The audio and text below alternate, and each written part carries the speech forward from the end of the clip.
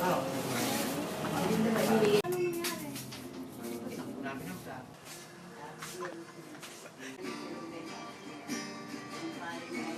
puta. Tama na.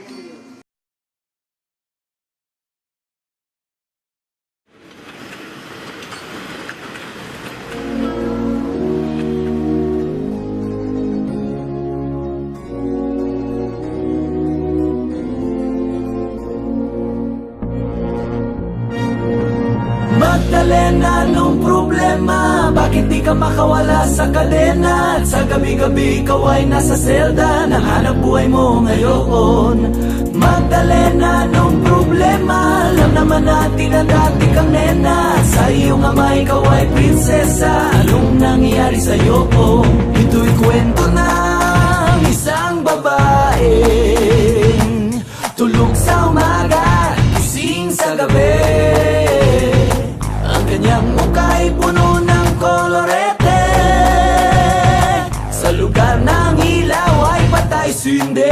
Simulan natin ang istorya. Ako'y kanyang matalik na kaibigan, Ernesto ang aking pangalan. Kwentong dapat niyong malaman, wag nang magbulag-bulagan. Bakit ang nais natin ay malaman ang baho ng iba?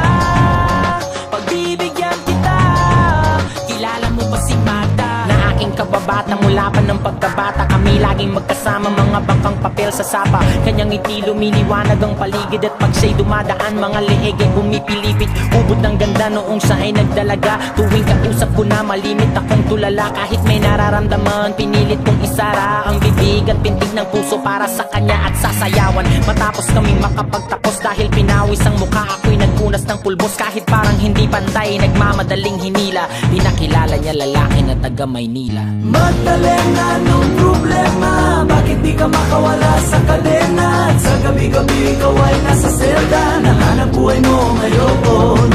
Magdalena, anong problema? Alam naman natin na dati kang nena. At sa iyong ama ikaw ay prinsesa.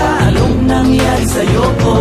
Maraming taon ako'y nalipasan, pinilit ko mang takasan. Pagkos ay aking nalaman ang tunay kong kailangan. Di ko maibaling ang pagtingin ko sa iba. Minamahal ko siya, hahanapin ko si Magda. Lumuwas habang nagdarasal na maabutan sa lugar na ang sabi kanyang pinagtatrabahuhan. Nakita kong larawan niya na nakadikit sa pintuan. Iba man ang kulay ng buhok, di ko malilimutan ng kanyang mata at tamis ng kanyang ngiti. Dahil ubod ng saya, hindi na nagkatubili, agad pumasok sa silid. Pero bakit ang dilim? Madaming lames at mga nagiinumang lasing. Nang biglang nagpalakpakan, may mabagal na kanta sa maliit na entablado. Ay nakita ko na, ako ay nagtaka, nagtanong, nagkamot. Bakit siya sumasayaw na sapatos lang ang suot? Ito'y kwento ng isang babaeng tulog sa umaga, gising sa gabi.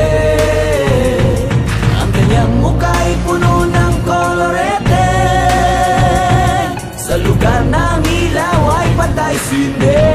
Ituloy natin ang istorya. Agad siyang sumama sa'kin, walang kakaba-kaba. Ang trato niya sa'kin ay nobyo, tila kataka-taka. Bumaba sa taksing pinara sa may Santa Mesa, parang ako'y bida sa mga sumunod na eksena. Kung ito ay panaginip, ayoko nang magising. Ngunit ako'y nanaginip, umaga na nang magising. Ang naabutan ko lamang ay may sobre sa labaw, liham para sa'kin na isinulat niya magdamag. Kahit gulong-gulo ang isip, pinilit kong basahin, di malilimutan ng mga sinabi niya sa akin. Mahal kong Ernesto, alam kong tulog mo'y malalim. Di na ako nagpaalam, di na kita ginising. Salamat nga pala sa pasalubong mong kalamay at sa pinakamasayang gabi ng aking buhay. Nung iniwan ko ang baryo natin, ang akala ko isang tunay na pag-ibig ang matatagpuan ko. Hinanap kong saan-saan at kung kani-kanino, di ko inakalang ito ang kahahantungan ko. Imbis na ako'y sagipin, itinulak sa bangin. Ito palang ibig sabihin, ang kapit sa patalim. Kung mabaho sabunin, kung makatigamutin, kung hindi na masikmura ay ibaling ang tingin. Kahit ako ay bayaran at kaladkaring babaeng alam ang amoy ng laway ng iba't ibang lalaki. Isa lang ang kaya kong sa'yo'y maipagmalaki.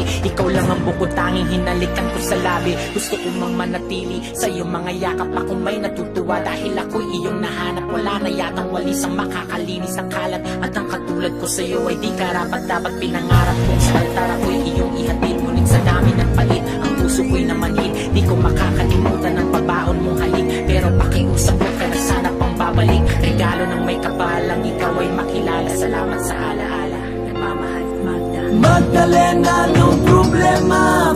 ka makawala sa kadena At sa gabi-gabi ikaw ay nasa selda Nahanap buhay mo ngayon Magdalena, anong problema? Alam naman natin na dati kang nena At sa iyong ama ikaw ay prinsesa Anong nangyari sa'yo?